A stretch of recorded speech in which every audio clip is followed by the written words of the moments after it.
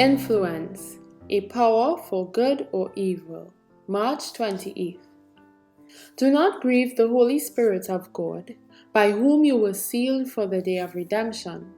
Be kind to one another, tender-hearted, forgiving one another, even as God in Christ forgave you.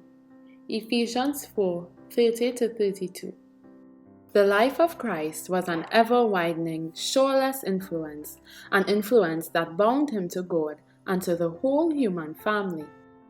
Through Christ, God has invested men and women with an influence that makes it impossible for them to live for themselves. Individually, we are connected with other human beings, a part of God's great whole, and we stand under mutual obligations. No one can be independent of their fellow beings, for the well-being of each affects others. It is God's purpose that each person shall feel necessary to others' welfare and seek to promote their happiness. Every soul is surrounded by an atmosphere of its own, an atmosphere, it may be, charged with the life-giving power of faith, courage, and hope, and sweet with the fragrance of love.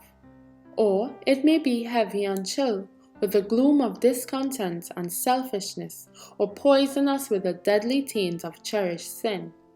By the atmosphere surrounding us, every person with whom we come in contact is consciously or unconsciously affected.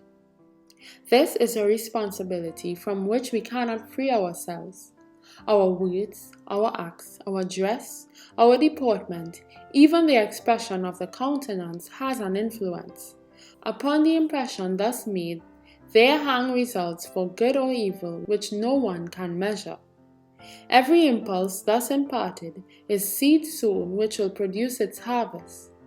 It is a link in the long chain of human events, extending we know not whither. If, by our example, we aid others in the development of good principles, we give them power to do good. In their turn, they exert the same influence upon others, and they upon still others. Thus, by our unconscious influence, thousands may be blessed. Throw a pebble into the lake, and a wave is formed, and another, and another. As they increase, the circle widens until it reaches the very shore. So with our influence. Beyond our knowledge or control, it tells upon others in blessing or in cursing. Christ's Object Lessons 339 and 340. From To Be Like Jesus, page 96.